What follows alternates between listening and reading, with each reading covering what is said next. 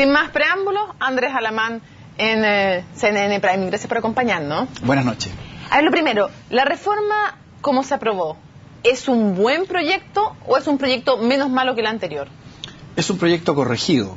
Yo creo que lo que hay era un proyecto que yo diría transversalmente se definió como lleno de imperfecciones, y el proyecto que tenemos hoy día yo diría que es un proyecto que en definitiva corrige los graves defectos del anterior, y como se ha dicho, es un proyecto que de alguna manera no hipoteca las posibilidades de crecimiento del país, protege ahora verdaderamente de forma muy consistente a las pymes, y particularmente por los acuerdos alcanzados en materia de vivienda, yo diría que protege las inversiones familiares de la clase media. ¿Va a alcanzar a recaudar los 8.200 millones de dólares que se proponía en un comienzo y que según el ministro sí se van a recaudar? Mire, los acuerdos alcanzados por Juan Andrés Fontaine y Alberto Arenas, ¿no? Así, junto con el subsecretario Mico, coinciden en que los cálculos permiten esperar esa recaudación. ¿Le creen?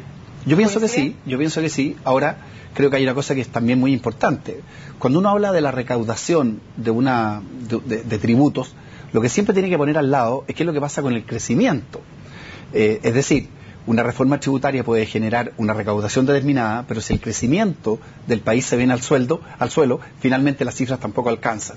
Yo creo que el mayor beneficio que tiene este proyecto corregido es que despeja grandes incertidumbres, genera un ambiente de estabilidad por los próximos años, y yo pienso que la economía, que venía objetivamente en caída libre, va a empezar a recuperarse. Pero la economía en los próximos años en Chile, ¿va a crecer más o menos de lo que hubiera crecido sin reforma tributaria? Definitivamente menos. ¿Cuánto menos? ¿Para un efecto importante? Mire, los economistas en esto difieren, pero hay una cosa absolutamente clara. Un aumento tributario, por definición, afecta de alguna manera el crecimiento. El problema es que ahí donde está el balance, porque a veces los países sacrifican un poquito de crecimiento para generar, o bastante crecimiento, para generar más gasto social y en definitiva avanzar en la gran tarea que tiene Chile, que es precisamente disminuir la desigualdad. Entonces, el gran dilema de toda reforma tributaria es cómo yo logro recaudar sin afectar a los sectores más desfavorecidos, y cómo logro que esa alza tributaria no afecte en forma demasiado potente el crecimiento. Yo creo que esa ecuación estaba muy mal construida en el proyecto original, y creo que hoy día quedó bastante más acomodado. ¿El FUT realmente se acabó, o más bien podría decirse que se reemplaza por un mecanismo que no se llama FUT, pero que tiene algunas de las particularidades que tenía el FUT? Daniel, el FUT se acaba, pero se mantiene un principio que para nosotros era absolutamente fundamental, que hubiera un incentivo al ahorro, y en consecuencia las utilidades que se reinvierten y las utilidades que se retiran tienen una tasa de tributación distinta. Y eso para nosotros era extraordinariamente importante. Esta diferenciación es lo que permite que haya ahorro. Si hay ahorro, hay inversión. Si hay inversión, hay empleo. Pero técnicamente hablando, el FUT se termina. Lo que no se termina es esta diferenciación, que es la que permite que haya ahorro. ¿Y se tocó entonces o no se tocó el corazón de la reforma? Se cambió muy significativamente la reforma. Ahora, si uno quiere decir que se cambió el corazón, o se cambió el hígado, o se cambiaron los pulmones... Yo quiero saber si el corazón se tocó o no derechamente. ¿Es tan difícil de responder eso? No, a ver... Lo que ¿O pasa está medio amorrado porque como acordó con el gobierno, no quiere enrocharle al gobierno que cambiaron el corazón? A ver, lo que yo estoy diciendo es lo siguiente. El proyecto original del gobierno fue modificado sustantivamente. O sea, se tocó el corazón. Claro, pero lo que pasa es que cuando uno llega a un acuerdo, creo que lo peor que puede hacer es no ser leal con ese propio acuerdo. Yo entiendo que para el gobierno admitirnos así que se modificó el corazón no ayuda a este clima de entendimiento que yo me he empeñado en construir. Entonces, objetivamente hablando, el proyecto de la Cámara de Diputados, ¿se parece o es igual al proyecto del Senado? Definitivamente no. Hay muchas modificaciones y esas modificaciones son para bien. Y el 27% para las empresas, ¿es mucho? ¿Es lo justo? ¿O es lo que pudieron conseguir? Es alto, es alto.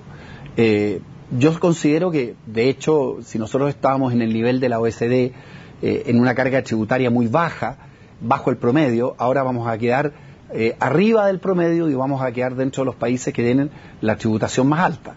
Sin duda que es una tributación alta para las empresas, y el ajuste que finalmente hicimos es también una tributación alta para las personas, pero para las personas que tienen mayores ingresos. Pero volvamos al punto que para nosotros era esencial. Lo que era esencial era establecer un trato diferenciado para las utilidades que se reinvierten y las utilidades, por así decirlo, que se retiran. Y ese principio, Mónica, se mantuvo. Y eso es lo que yo creo que va a permitir que esta reforma tributaria no sea, digamos, la reforma original, yo pienso que objetivamente era fatal para el crecimiento y para el empleo, y creo que esta nos va a permitir empezar a repuntar en materia económica. Senador, usted en los años 90 fue un actor clave de lo que se llamó la democracia de los acuerdos. ¿Esta es una vuelta de algo parecido a la democracia de los acuerdos? Definitivamente sí. Lo que hay acá es un punto de inflexión. Durante estos meses, Daniel, muchas personas de la nueva mayoría insistieron que la política de los acuerdos se terminaba, que ahora se iban a imponer una política diferente, y se criticó precisamente lo que habían sido estas grandes convergencias. Lo que ha ocurrido esta semana, no solamente en materia tributaria, sino que también en materia internacional, es, objetivamente hablando, el retorno de la política de los acuerdos. Nosotros, la centro-derecha, no teníamos los votos en el Senado para haber impuesto este acuerdo. Una cosa es cuando se alcanza un acuerdo porque el gobierno no tiene los votos. Aquí el gobierno tenía todos los votos. Lo que nosotros tuvimos, pienso yo, fue capacidad de persuasión, capacidad de argumentación y, ¿por qué no decirlo?, una capacidad de negociar en esta oportunidad, porque no siempre lo hacemos así, con inteligencia. ¿Y usted se siente un líder de esta democracia de los acuerdos? Yo me siento una persona que siempre ha estado comprometido con esta idea de que al país le va mejor cuando nos ponemos de acuerdo que cuando simplemente tenemos grados importantes de confrontación. Y aquí, por supuesto, entre paréntesis, aquí hay diferencias tanto en la nueva mayoría como en la oposición. Hay gente en la oposición que este acuerdo no le gusta y que consideraba que era mejor que simplemente se aplicara el pésimo proyecto de la Cámara de Diputados, porque esto iba a traer consecuencias muy negativas para el país y en consecuencia íbamos a poder cosechar políticamente en 4 años. Yo estoy totalmente en desacuerdo con ese punto de vista de la oposición y estoy en desacuerdo también con aquellos de la nueva mayoría que dicen, mire, aquí lo que nosotros tenemos que hacer, que, como se ha expresado esto, hagamos lo mismo que hicimos en la Cámara de Diputados, pasemos la planadora. Este es un acuerdo que construyó RN y al cual se subió al final la UDI. Sí, efectivamente. Y yo estoy muy contento que haya sido así. La Unión Demócrata Independiente, en las últimas 48 horas, este es un proceso que lleva, no sé, más de un mes, varias semanas, en que nosotros construimos un equipo técnico y un equipo político, el equipo técnico dirigido por Juan Andrés Fontaine, y fue Juan Andrés Fontaine quien con Alberto Arenas definieron en concreto esta fórmula. Pero yo estoy muy contento que la UDI haya cambiado de opinión y que en las últimas 48 horas se haya sumado a este acuerdo. ¿Pablo Longueira entonces no tuvo nada que ver en la gestación de este acuerdo? No sé, yo por lo menos desde el punto de vista de la participación que a mí me correspondió, no tuve esa información, pero entiendo que él participó, y participó en el sentido de avanzar hacia el acuerdo, lo que me parece bien. Senador, el expresidente Piñera ha hecho críticas importantes a la conducción del actual gobierno desde España. ¿Le parecen adecuadas las formas y el lugar desde donde se hacen esas críticas? No. De hecho, no entendí este cambio, porque el propio expresidente Piñera, yo le leía, creo que hace unos días atrás, una declaración en el sentido que los expresidentes no debían criticar o hablar de las situaciones internas en el extranjero, pero después parece que tuvo un cambio de opinión. Creo que los expresidentes no deben criticar a su país en el extranjero. ¿Cómo queda el expresidente Piñera cuando él está criticando la reforma tributaria y al mismo tiempo RN y la UDI están llegando a un acuerdo con el gobierno sobre esa reforma? Bueno, creo que su opinión, en este caso, que siempre va a ser una opinión importante, no fue atendida ni por Renovación Nacional ni por la UDI. ¿Es hoy el expresidente Sebastián Piñera el líder de la alianza? Yo diría que es una persona de una gran relevancia, no tan solo en la alianza, sino en el país. No hay duda de eso, es una de las figuras políticas más importantes. La pregunta otra es si es el expresidente Sebastián Piñera el líder natural de la alianza. Yo no creo que haya un líder natural. Sin duda es una persona de una extraordinaria importancia en la centro-derecha. Es la única persona de la centro-derecha que ha ganado una elección presidencial en muchos años y es una persona sin duda de gran relevancia. Pero eso no lo convierte en el líder natural. Es que esto de el líder natural es una expresión un poco extraña. Yo creo que todos porque si yo le pregunto a cualquiera quién es la líder natural del Pacto Nueva Mayoría, me van a decir Michelle Bachelet. Por eso pregunto si el líder natural de la alianza es... Yo no soy la persona para calificarlo, pero yo también le podría preguntar, bueno, y después de Michelle Bachelet, ¿quién es él o la líder natural de la nueva mayoría? No hay una respuesta. En la reforma educacional que viene ahora, ¿se va a replicar o debería replicarse esta democracia de los acuerdos que usted dice se ha construido en el acuerdo de la reforma tributaria? Daniel, depende únicamente del ministro Izaguirre.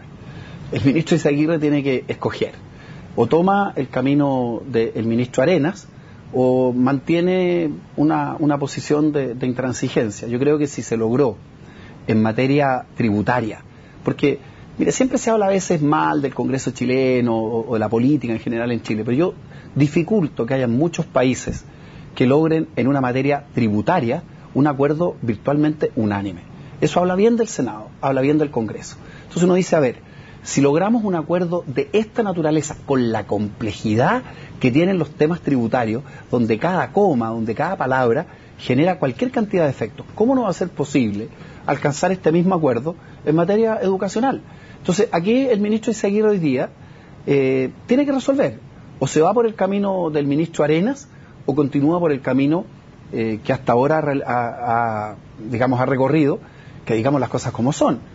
Ha sido muy negativo para la reforma educacional. La reforma educacional está haciendo agua por los cuatro costados. Pero usted ha sido muy tajante en sus críticas. Ha dicho que con las reformas del gobierno se acaba la educación particular subvencionada, que no hay libertad de los padres para elegir. ¿Está dispuesto también a ceder en algunos de esos puntos para llegar a un acuerdo? A ver, lo que pasa es que en estos dos puntos, que han sido una discusión que hemos tenido tantas veces, los propios padres son los que están dando la respuesta.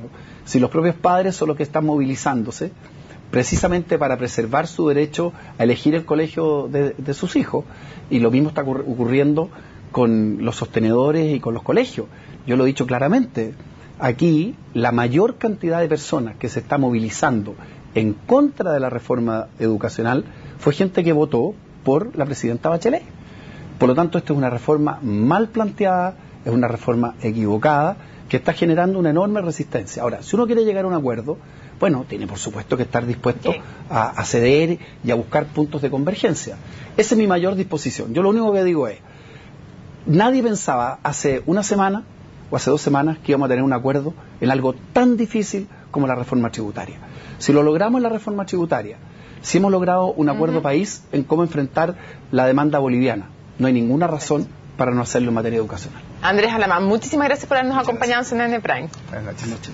Vamos a hacer una pausa, ya volvemos con más. Esto es CNN Prime.